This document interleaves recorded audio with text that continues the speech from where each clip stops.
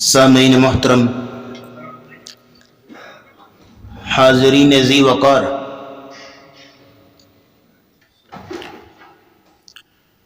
ہم مسلمانوں کے ہاں جس طرح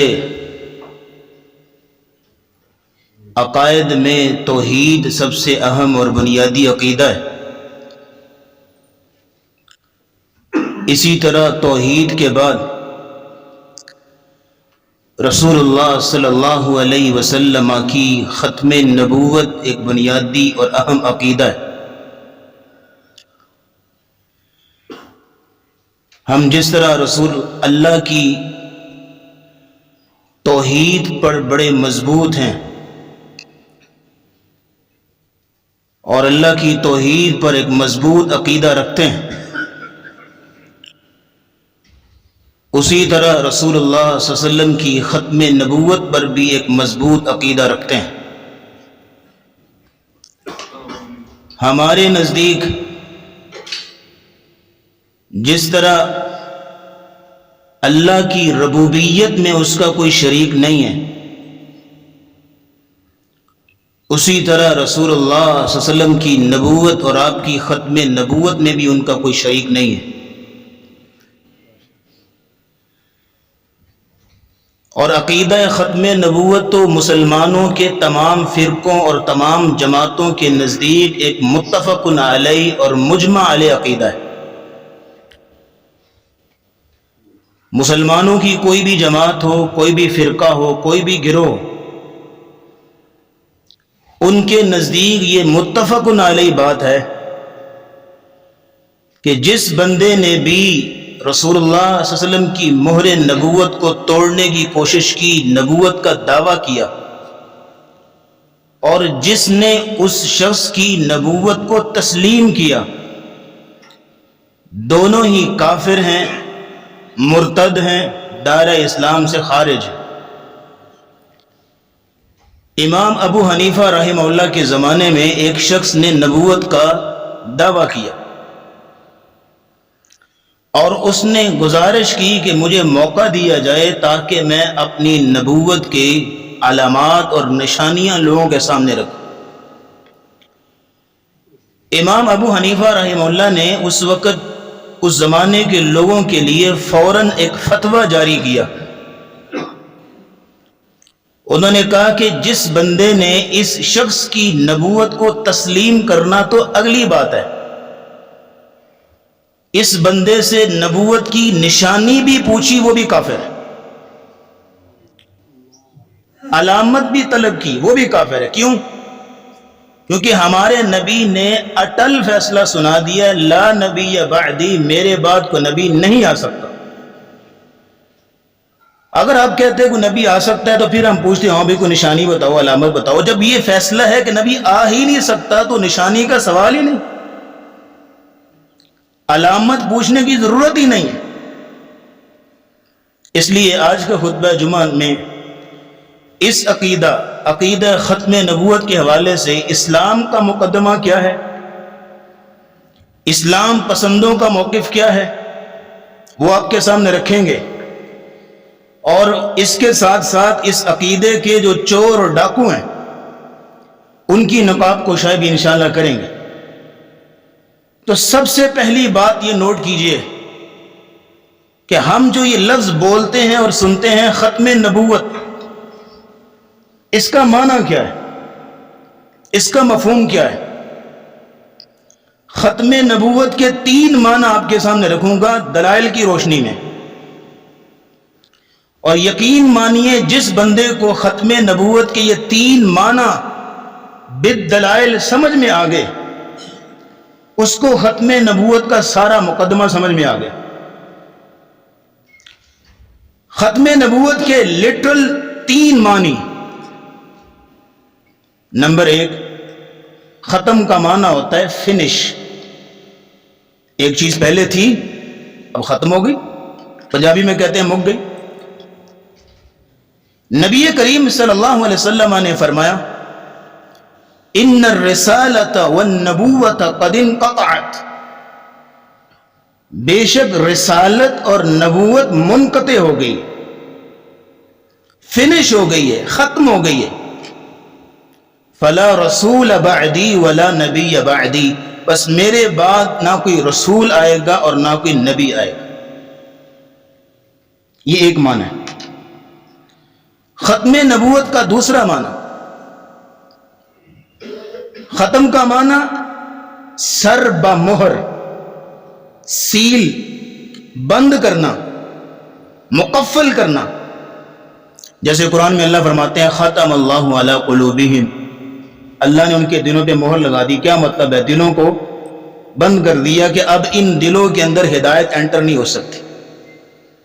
ختم نبوت کا معنی نبوت بند ہو گئی، سیل ہو گئی.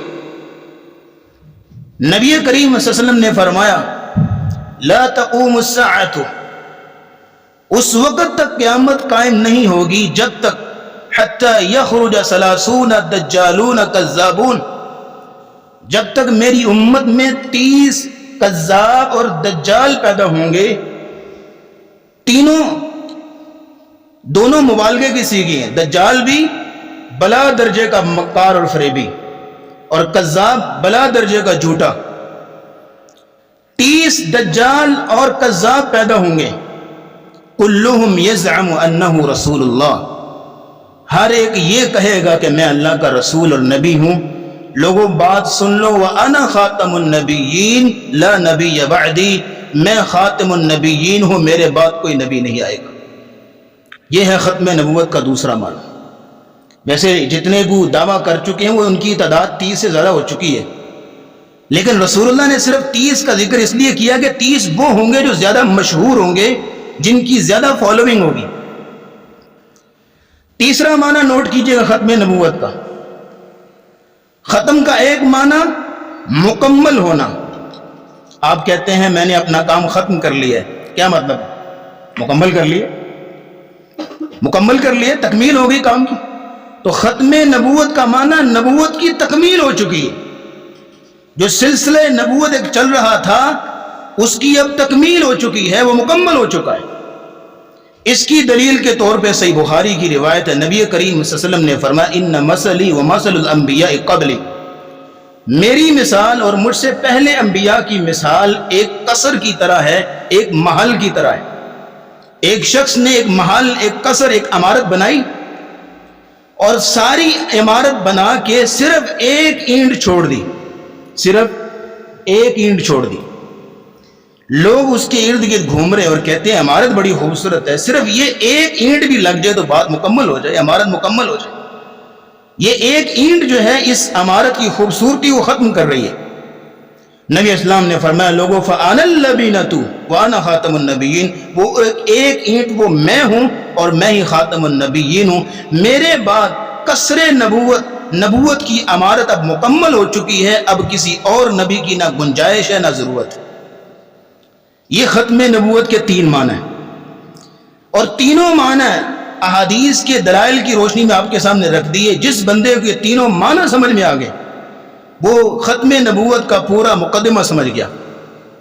اگلی بات نوٹ کیجئے گا، اسلام نے ختم نبوت کے کچھ دلائل بھی دیے ہیں. ایک ایک کر کے وہ دلائل بھی آپ کے سامنے رکھتے ہیں. معنی سمجھ لیا، اب دلائل بھی سمجھیے. نمبر 1 دلیل جو ختم نبوت کی سب سے بڑی دلیل ہے قرآن میں، ما کان محمد ابا احد من رجالکم ولکن رسول اللہ وخاتم النبیین. محمد صلی اللہ علیہ وسلم تم میں سے کسی بھی مرد کے جسمانی باپ نہیں ہیں. آپ کے جتنے بیٹے تھے دنیا سے چلے گئے، اب جسمانی باپ کسی کی نہیں ہے، رسول اللہ. ولیکن رسول اللہ، لیکن وہ اللہ کے رسول ہیں. وخاتم النبیین، اور آخری نبی ہیں. اب یہاں اس آیت کو سمجھنے کے لیے جو اللہ نے لفظ استعمال کیا نا، خاتم یا خاتم دونوں کہتے ہیں، اس کو سمجھیے. خاتم کا ایک معنی ہوتا ہے آخری بندہ. عربی ڈکشنری کھولیے، خاتم القومی آخرہم، کسی قوم کا خاتم آخری بندے کو کہتے ہیں. تو اس معنی کو سامنے رکھتے ہوئے اس آیت کا مفہوم کیا نکلا؟ وَلَٰكِن رسول اللہ وخاتم النبیین، اللہ کے رسول ہیں اور نبیوں میں سے سب سے آخری نبی ہیں. ایک معنی تو یہ ہے. دوسرا اور آخری معنی خاتم کا وہ یہ ہے، خاتم کا معنی ہوتا ہے مہر، سٹیمپ. کسی شخص نے خط لکھا، ایک مضمون لکھا، اور اس خط کے آخر میں اپنا نام، دستخط، اپنی مہر لگاتا ہے، یہ بتانے کے لیے کہ میری بات یہاں تک تھی، اب میری بات مکمل ہو گئی ہے، اس کے بعد اب میری کوئی بات نہیں ہے.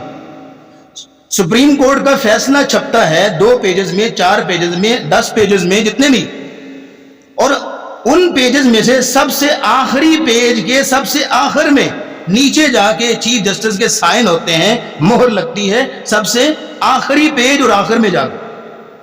اس لیے اللہ رب العزت نے انبیاء بھیجے اور سب سے آخر میں رسول اللہ صلی اللہ علیہ وسلم کو ایک مہر کی حیثیت سے بھیجا، اور یہ بتانے کے لیے کہ میری بھیجی ہوئی نبوت یہیں تک تھی، اس کے بعد میری کوئی نبوت نہیں جو میں نے بھیجی. یہ ہے وَلَٰكِن رسول اللہ وخاتم النبیین. لیکن جو نبوت کے، ختم نبوت کے چور ڈاکو ہیں، مرزا قادیانی، اس بندے نے اس آیت سے اپنا مذہب ثابت کیا ہے. اس نے کیسے ثابت کیا؟ جب علماء نے اس کے سامنے یہ آیت رکھی کہ قرآن تو یہ کہہ رہا ہے کہ کوئی نبی نہیں آئے گا، تم کیسے کہہ سکتے ہو؟ اس کی تعویل سنیے گا، اور اس نے کس انداز سے ہیرا پھیری کی. تشریح کے اندر، تفسیر کے اندر کہتا ہے وَلَٰكِن رسول اللہ وخاتم النبیین. قرآن کہہ رہا ہے کہ خاتم النبیین کا معنی افضل النبیین. یہ خاتم النبی، رسول اللہ کیا ہے؟ افضل النبیین ہے، سب سے افضل نبی ہیں. ہاں چھوٹے موٹے نبی پہلے بھی آئے تھے، بعد میں بھی آئیں گے. خاتم النبیین کا معنی کیا کر رہا ہے؟ افضل النبیین.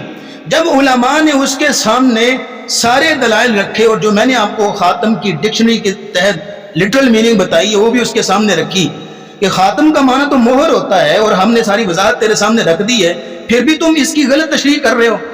پھر علماء کی ڈیفینیشن کو سامنے رکھ کے کہتا ہے خاتم کا معنی ہوتا ہے مہر. تو مہر کا مطلب یہ ہے کہ رسول اللہ صلی اللہ علیہ وسلم مہر لگانے کے لیے آئے ہیں، تو جس پر رسول اللہ کی مہر ہوگی وہ نبی ہوگا، جس پر مہر لگاتے جائیں گے وہ نبی بنتا جائے گا. یہ تعبیر کی کہ میں رسول اللہ کی مہر ہوں. جب علماء نے اس کا بھی منہ توڑ جواب دیا اور ساری وضاحت اس کے سامنے رکھی، پھر تیسرا بار لے کے آیا اور کہتا ہے وخاتم النبیین. اس کا معنی یہ ہے کہ نبی تشریعی، رسول اللہ تشریعی نبی ہیں، صاحب شریعت نبی ہیں. آپ علیہ الصلوۃ والسلام کے بعد صاحب شریعت نبی اور کوئی نہیں آئے گا، لیکن میں غیر تشریعی نبی ہوں، آپ کی شریعت کو آگے لے کے چلوں گا. رسول اللہ آخری نبی ہیں، مطلب تشریعی نبی، صاحب شریعت نبی. بات سمجھائی کہ رسول اللہ تشریعی نبی ہیں، تشریعی نبی آخری ہیں، لیکن غیر تشریعی نبی کہ اس نبی کی شریعت کو آگے لے کے جانے والے بہت سے آئیں گے، اور میں غیر تشریعی نبی ہوں کہ رسول اللہ صلی اللہ علیہ وسلم کی شریعت کو ہی آگے لے کے جا رہا ہوں. اور اس نے یہ بھی کہا کہ میں رسول اللہ کا بھیجا ہوا ہوں، آپ کی نبوت کا کمال ہوں، آپ کی نبوت کا تمام ہوں. اور اس کی ایک اور بات بھی آپ کو سناؤں مزے کے لیے. کہتا ہے میرا نام غلام احمد ہے. کیا ہے؟ بولیے گا. غلام احمد. اور میں نے احمد صلی اللہ علیہ وسلم، رسول اللہ کی میں نے اتنی غلامی کی ہے، اتنی غلامی کی ہے، اتنی غلامی کی ہے، انہوں نے اپنے بعد اب مجھے نبی بنا کر بھیج دیا ہے. اپنے بعد اب مجھے نبی بنا کر بھیج دیا ہے. مولانا ثناء اللہ امرتسری رحمۃ اللہ علیہ اس کے زمانے کے تھے، بڑا منہ توڑ جواب دیا، لیکن جواب کچھ اچھا نہیں تھا. بعد میں انہوں نے توبہ استغفار بھی کی اللہ سے، لیکن اس کا جواب انہوں نے پتہ کیا کیا؟ انہوں نے کہا بھائی سنو، میرا نام ثناء اللہ ہے. میرا نام کیا ہے؟ ثناء اللہ. میں نے اللہ کی اتنی ثنا بیان کی، اتنی ثنا بیان کی، اتنی ثنا بیان کی، اللہ نے مجھے اللہ بنا دیا. میں نے تجھے نبی بھیجا ہی نہیں، تو کیسے نبی ہے گا؟ چل یہاں سے، میں نے تجھے نبی بھیجا ہی نہیں ہے. تو یہ بات کر کے بعد میں اللہ سے مغفرت طلب کیا، اللہ میں نے جملہ صرف تیرے نبی کی ختم نبوت کی دلیل کے طور پر دیا ہے، میرا اور کوئی مطلب نہیں تھا. تو مطلب یہ ہے کہ نبوت، ختم نبوت کے چور ڈاکوؤں نے اس طرح کے بھی وار کیے ہیں. اب آپ کے سامنے ختم نبوت کی پہلی دلیل آ گئی، وَلَٰكِن رسول اللہ وخاتم النبیین. دوسرے نمبر پہ نوٹ کیجئے گا ختم نبوت کی دلیل. پچھلے انبیاء جتنے بھی تھے سارے علاقائی نبی تھے، مکانی نبی تھے، ایک محدود علاقے کے لیے تھے، محدود ٹائم کے لیے تھے، محدود وقت کے لیے تھے. اِنَّا أَرْسَلْنَا نُوحًا إِلَىٰ قَوْمِهِ، ہم نے نوح علیہ السلام کو بھیجا ان کی قوم کی طرف.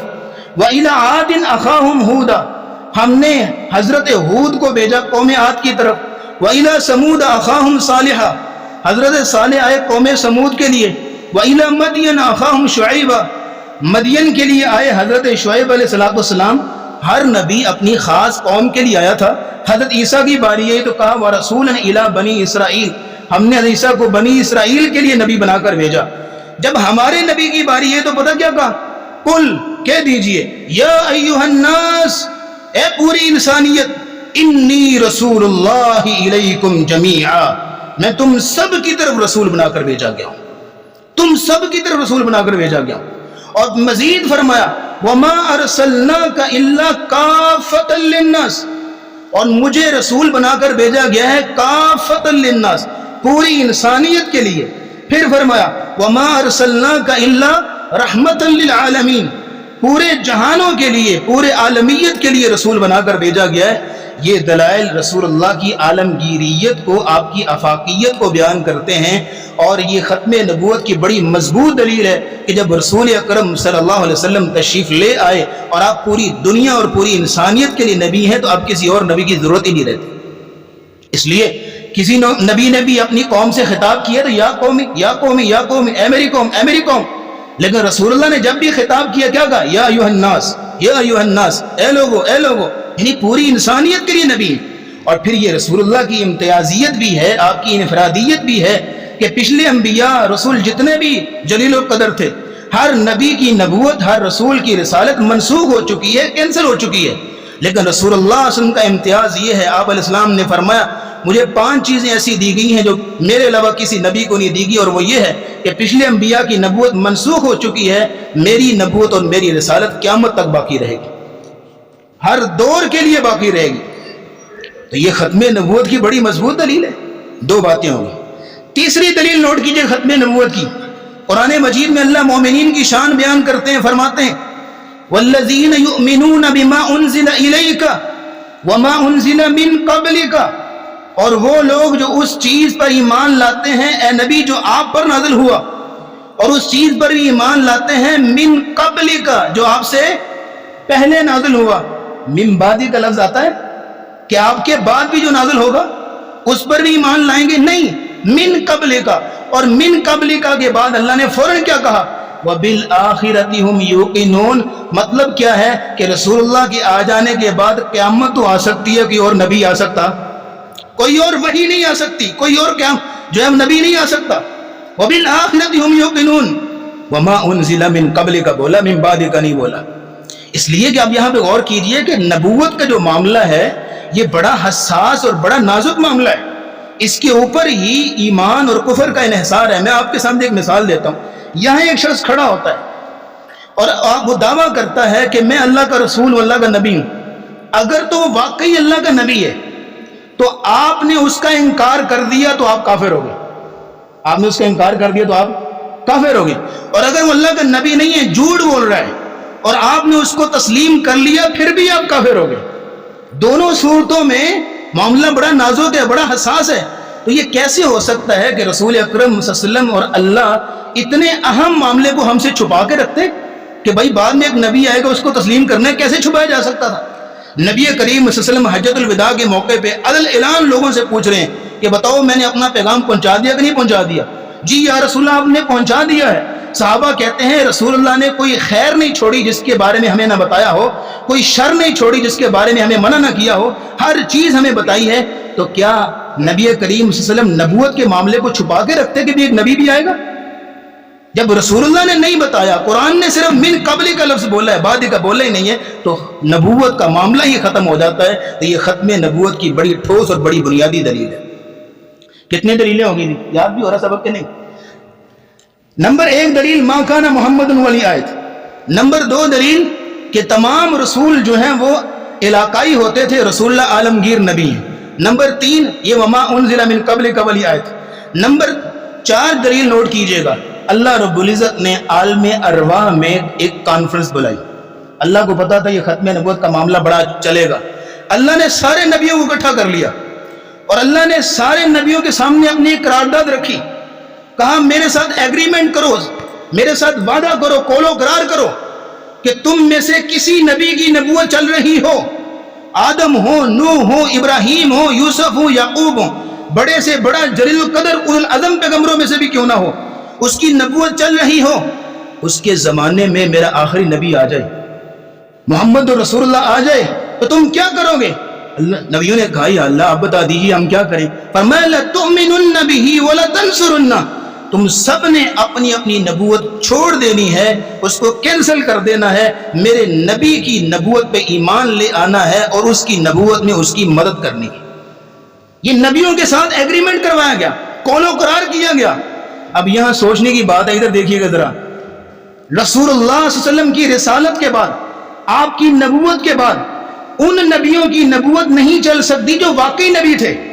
حضرت یوسف ہے، یعقوب، ابراہیم، اسحاق، یہ سارے واقعی نبی تھے، ان نبیوں کی نبوت نہیں چل سکتی کہ رسول اللہ آگے ہیں، تو بعد میں آنے والوں کی رسالت چل سکتی ہے، ان کی نبوت چل سکتی ہے؟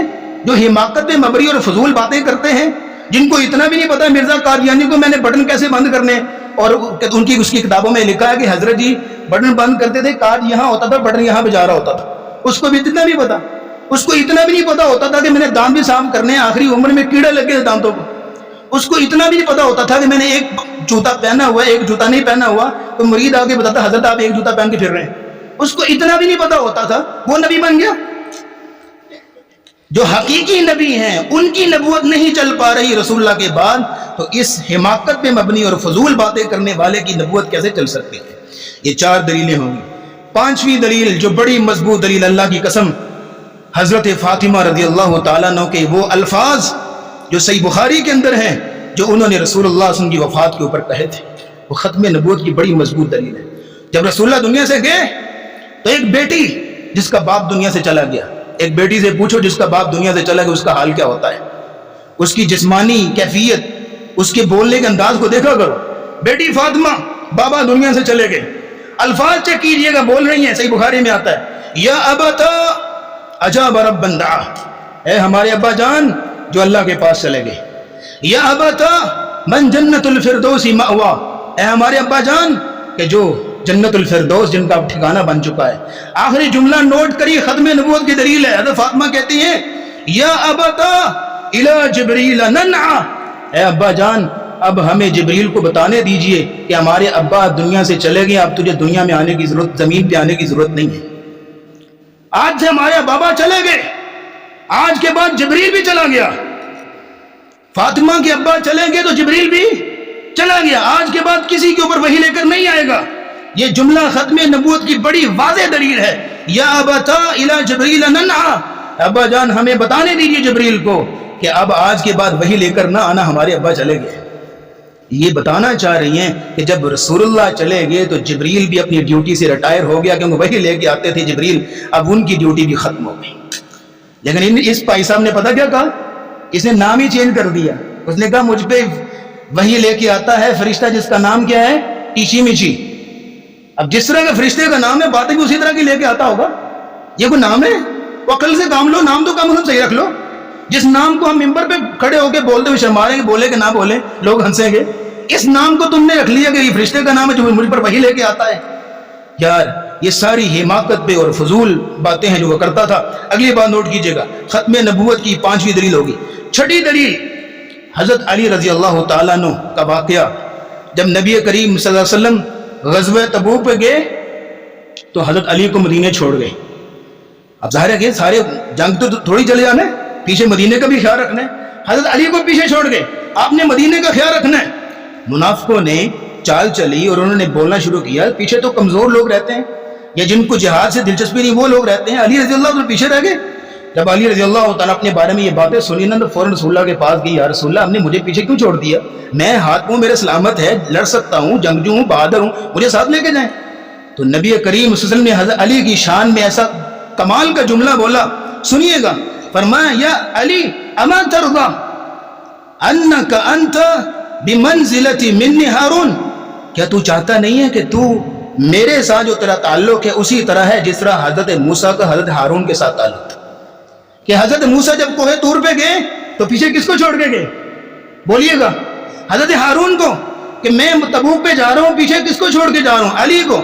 آپ میرے لیے اسی طرح ہیں جس طرح موسیٰ کے لیے ہارون تھے۔ لیکن یہاں پہ رکیے گا، اشکال پیدا ہو سکتا ہے، حضرت ہارون تو نبی تھے، تو کیا حضرت علی بھی نبی بن گئے؟ نہیں، فوراً اسی حدیث میں اسی کے بعد فوراً بولا الا انہ لا نبی بعدی، لیکن علی یاد رکھنا میرے بعد نبی کوئی نہیں آئے گا۔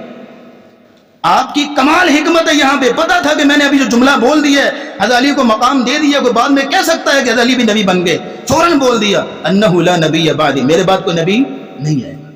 یہ چھڑی دلیل ہے ختم نبوت۔ ساتویں اور آخری دلیل پھر بعد آگے لے کے چلتے ہیں، اور بڑی مضبوط اور قوی دلیل ہے۔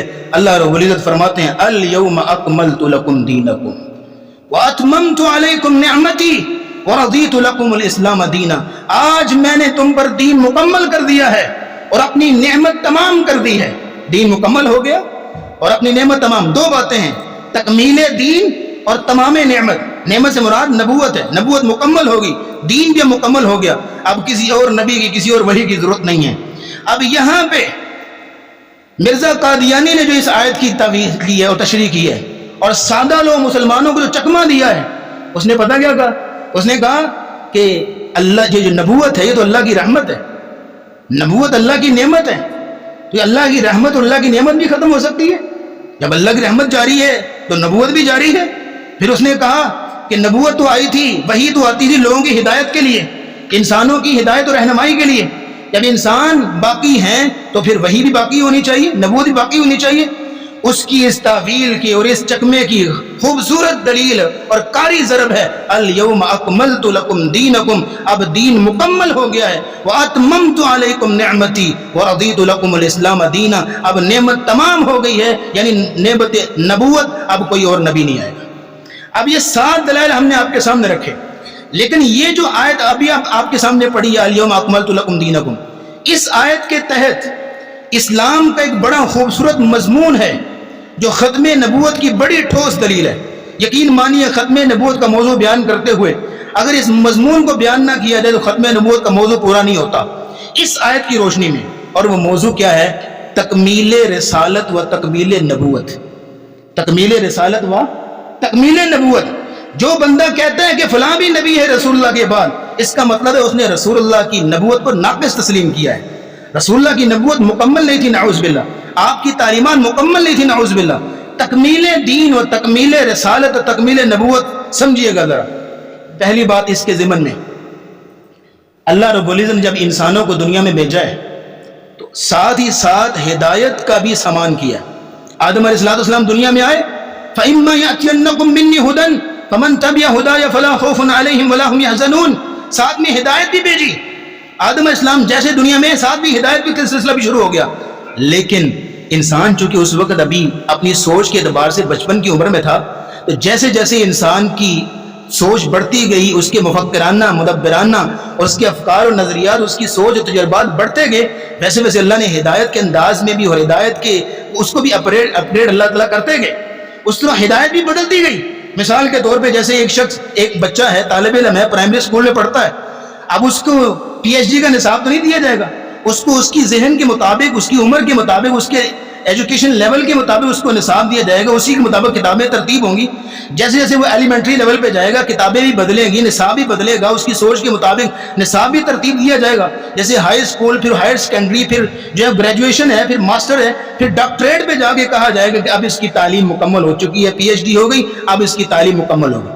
بالکل اسی طرح جب اللہ نے انسان کو دنیا میں بھیجا، یہ بچپن اس کی سوچ کے اعتبار سے بچپن نہیں تھا، اس کے تجربات بالکل محدود تھے، لیکن جیسے جیسے عمر گزرتی گئی، تجربات بڑھتے گئے، مفکرانہ مدبرانہ اس کی سوچیں بڑھتی گئیں، ویسے ویسے اللہ ہدایت کو بھی اپگریڈ کرتے گئے۔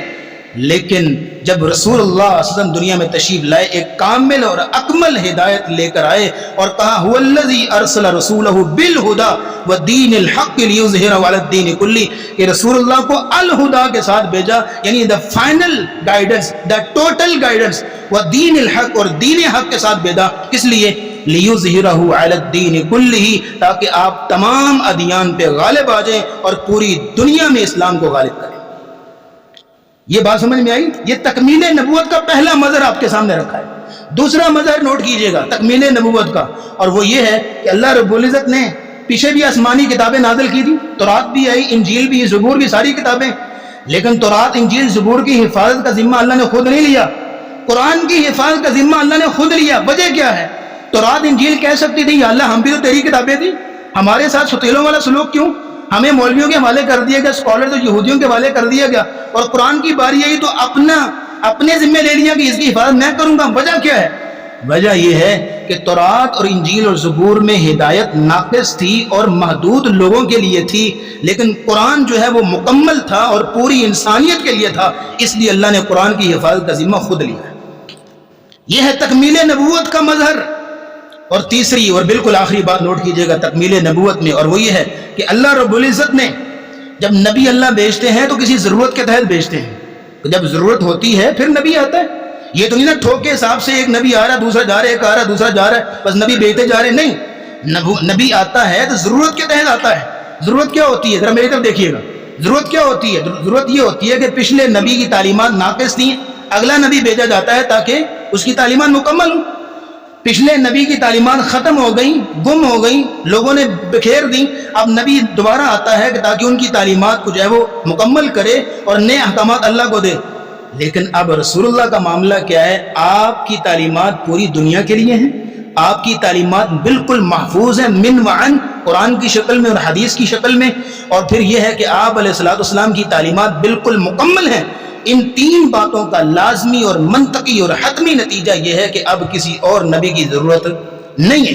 اب یہ ہے کہ اسی نبی کی نبوت کو آگے لے کے چلیں، اس لیے فرمایا ان العلماء ورثۃ الانبیاء، علماء جو ہیں انبیاء کے وارث ہیں، کہ اب کوئی اور نبی نہیں آئے گا، پچھلے نبی کی رسول اللہ کی تعلیمات کو آگے لے کے چلیں گے۔ یہ ہے جی ختم نبوت کا، تکمیل نبوت کے تین مظاہر جو ہم نے آپ کے سامنے رکھے۔ بالکل آخری نقطہ نوٹ کیجئے گا، پھر بات ختم کرتے ہیں، اور وہ کیا ہے؟ ختم نبوت کا قانونی اور فقہی تقاضا، وہ صرف آپ کے سامنے رکھے ہم جب جماعت کھڑی کرتے ہیں۔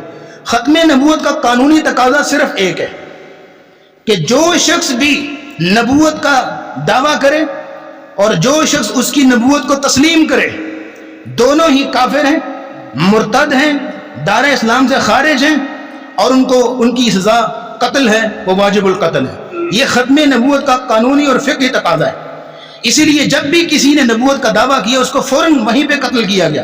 اسود انسی اٹھا تھا رسول اللہ کے زمانے میں، اس کو قتل کیا گیا۔ مسلمہ کذاب اٹھا تھا، حضرت ابوبکر صدیق نے اس کے خلاف جنگ کی، 700 صحابہ کرام شہید ہوئے جنگ یمامہ میں، اور مسلمہ کذاب کو واصل جہنم کیا، قتل ہوا۔ جتنے بھی اٹھے، جہاں جہاں اسلامی حکومت تھی، جو بھی نبوت کا دعویٰ لے کے اٹھا اس کو قتل کیا گیا۔ لیکن یہ بھائی صاحب جب اٹھے تھے، مرزا قادیانی، اس وقت کس کی حکومت تھی یہاں ہندوستان میں؟ انگریزوں کی، اور انگریزوں کے ہاں یہ قانون تھا freedom of speech, freedom of religion, ہر ایک کی مذہبی آزادی ہونی چاہیے، جو چاہتا ہے وہ کرے، جس طرح چاہتا ہے کسی کو روکا نہیں جائے گا۔ اور آپ جانتے ہیں یہ بھی مرزا قادیانی نے، ایک بات آپ کو سناتا جاؤں، مرزا قادیانی نے امیر کابل کو خط لکھا تھا افغانستان میں، جب نبی بنا نا اس کو خط لکھا تھا، میں نبی ہوں مجھے تسلیم کرو۔ رسول اللہ بھی بادشاہوں کو خطوط لکھا کرتے تھے نا، اس کو بھی شوق چڑھا میں بھی خط لکھوں۔ اس نے سب سے پہلے امیر کابل کو خط لکھا کہ مجھے نبی تسلیم کرو۔ امیر کابل نے خط پڑھا اور ایک لفظ لکھ کے بھیج دیا۔ لفظ کیا لکھا اپنی زبان میں؟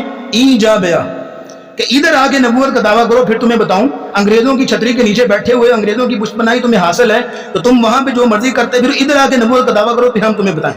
کہ قانونی تقاضا یہ ہے کہ اس کو فوراً قتل کیا جائے، لیکن جو کہ انگریزوں کی حکومت، اور انگریز آپ کو پتہ یہاں پہ کس لیے آئے تھے؟ تجارت کرنے کے لیے۔ لیکن ان کو جب پتہ چلا کہ یہاں کے لوگ بڑے سیدھے سادھے اور بھولے بالے سے ہیں، انہوں نے کیا کیا کہ ہمیں حکومت شروع کر دی، اور حکومت شروع کر دی اور حکومت کرنے لگے، لیکن ان کو یہ ڈر لگا رہتا تھا کہ مسلمانوں کا جذبہ جہاد کہیں بیدار نہ ہو جائے، کہ اگر ان کا جذبہ جہاد بیدار ہوگا پھر ہماری خیر نہیں، کہ سویا ہوا شیر جب جاگ پڑتا ہے تو شیر ہی ہوتا ہے۔ ان کا جذبہ جہاد بیدار نہیں ہونا چاہیے، اس لیے وہ کوشش میں لگے رہتے تھے کہ کسی طریقے ان کا جذبہ جہاد ختم ہو۔ پھر کرتے کرتے حربے اپناتے 1857 میں انہوں نے یہ مرزا قادیانی کو نبی بنا کے کھڑا کیا۔ اور آپ کو پتہ ہے کہ مرزا غلام مرتضیٰ جو مرزا قادیانی کا والد تھا، یہ انگریزوں کا بڑا پشت پناہ اور وفادار تھا، اور انگریزوں کے دربار میں اس کو کرسی حاصل تھی، اور یہ انگریزوں کی چال تھی، اس کو نبی بنا کے کھڑا کیا گیا۔ اور یہ نبی ایسے نہیں بن گیا، پہلے اس نے اپنے آپ کو مناظر کی حیثیت سے پیش کیا، جو ہندوؤں کے خلاف، سکھوں کے خلاف اس نے مناظرے کیے اور مسلمانوں کی آنکھوں کا تارا بن گیا، بڑا مشہور ہو گیا۔ پھر اس نے اپنے آپ کو مجدد کی حیثیت سے پیش کیا، پھر اس نے آگے بڑھا، پھر اس نے کہا میں حضرت مہدی ہوں، پھر اس نے کہا میں حضرت عیسیٰ ہوں جو آخر میں آنے تھے۔ پھر آخر کار اس نے کہا میں اللہ کا نبی ہوں. جیسے یہ نبوت کا اس نے دعویٰ کیا، ساتھ ہی اس نے کہا مجھ پر سب سے پہلی وحی جو آئی ہے اور وہ یہ ہے کہ جہاد منسوخ ہو گیا، اب جہاد کی ضرورت نہیں ہے. یہ وہ کاوش تھی، خواہش تھی انگریزوں کی. انگریزوں کو یہی تو کچھ چاہیے تھا، اس لیے ان کو خوب پشت پناہی اس کو دی گئی اور خوب اس کو جو ہے وہ اس کی خدمت کی گئی. اور یہی بات ان کو چاہیے تھی انگریزوں کو. اندھے کو کیا چاہیے؟ 2 آنکھیں بس، یہی چیز چاہیے تھی. پھر اس کے بعد کرتے کرتے یہ فتنہ جو ہے اسی طرح چلتا گیا. اور پھر یہ ہے کہ 1974 میں یہ ایک آئین بنا، آئین میں ترمیم ہوئی تھی بھٹو کے دور میں کہ ان لوگوں کو کافر قرار دیا جائے، غیر مسلم قرار دیا جائے. لیکن یہ قانون تو بنا، اس میں ترمیم تو ہوئی، ہم مسلمان بڑے خوش ہیں، لیکن یہ کوئی منطقی نتیجہ نہیں ہے کیونکہ ان کا فتنہ تو اسی طرح چل رہا ہے. ان کا فتنہ اسی طرح چل رہا ہے. قانون یہ بننا چاہیے تھا کہ اب تک جو قادیانی ہیں وہ غیر مسلم ہیں، اقلیت ہیں، اب آئندہ جو قادیانی مذہب اختیار کرے گا اس کو قرار واقعی سزا دی جائے گی، اس کی سزا قتل ہوگی کیونکہ وہ مرتد ہو گیا. یہ اصل قانون تھا جو بننا چاہیے تھا. کیونکہ اصل چیز یہی ہے، ہمارا جو اصل مقدمہ ہے قادیانیوں سے اصل اختلاف ہے، اور وہ یہ ہے کہ یہ ہمارا نام استعمال نہ کریں، یہ ہماری اصطلاحات استعمال کرتے ہیں، اپنے مذہب کو اسلام کہتے ہیں. جب یہ حضور علیہ السلام لفظ بولتے ہیں تو ان کی مراد مرزا قادیانی ہوتی ہے. جب یہ ام المؤمنین بولتے ہیں تو ان کی مراد مرزا قادیانی کی بیویاں ہوتی ہیں. جب یہ حسن و احسان بولتے ہیں تو مرزا قادیانی کے نواسے مراد ہوتے ہیں. جب یہ ابو بکر بولتے ہیں تو ان کی مراد مرزا قادیانی کا پہلا خلیفہ حکیم نور الدین ہوتا ہے. جب یہ امیر المؤمنین کا لفظ بولتے ہیں تو ان کی مراد مرزا محمود الدین بشیر ہوتا ہے جو مرزا قادیانی کا بڑا بیٹا تھا. یہ ہماری اصطلاحات استعمال کر کے عام لوگوں کو گمراہ کرنے کی کوشش کرتے ہیں. ہمارا آخری بات، ہمارا مقدمہ یہ ہے کہ یہ غیر مسلم ان کو قرار دیا جائے اور ان کو کسی طرح بھی مذہبی آزادی نہیں ہونی چاہیے، نہ مذہب کی اپنی ترویج کریں گے. اپنے الگ مذہب عیسائی ہوں جو بھی بنے، لیکن اپنا اسلام کا نام استعمال نہیں کریں گے، ہماری اصلاحات کو استعمال نہیں کریں گے. ہمارا اصل مقدمہ ان کے ساتھ یہ ہے، اصل اختلاف یہ ہے. جب اگر یہ مسلمان کہتے ہیں اپنے آپ کو اور ہماری اصلاحات کو استعمال کرتے ہیں، ہمارے کلمے کو استعمال کرتے ہیں، تو اس وقت پھر یہ ہے کہ ہم ان کے خلاف اٹھیں گے، ہم ان کے خلاف بولیں گے اور اسی طرح ہمارے مظاہرے ہوں گے. اگر یہ اپنے آپ کو الگ مذہب کہتے ہیں، اپنی الگ سارا سسٹم کھولتے ہیں، پھر ہمیں کوئی اختلاف نہیں. یہودیوں کے بھی مذہب ہے، عیسائیوں کا بھی ہے، سکھوں کا، ہندوؤں کا بھی، ہمیں کیا اختلاف ہو سکتا؟ ہم تب بولتے ہیں کہ جب یہ ہماری اصطلاحات کو استعمال کرتے ہیں، ہماری چیزیں مراد لے کے، تو پھر یہ ان کی مراد اپنی ہوتی ہے. ہمارا اصل اختلاف یہ ہے. اللہ رب الدعا ہے کہ اللہ رب العزت ختم نبوت کے مجاہدوں پہ کروڑوں رحمت نازل فرمائے، اور اللہ رب العزت ہمیں عقائد پر مضبوطی عطا فرمائے اور ملک پاکستان میں اسلام کا بول بالا فرمائے. وآخر دعوانا الحمدللہ رب العالمین.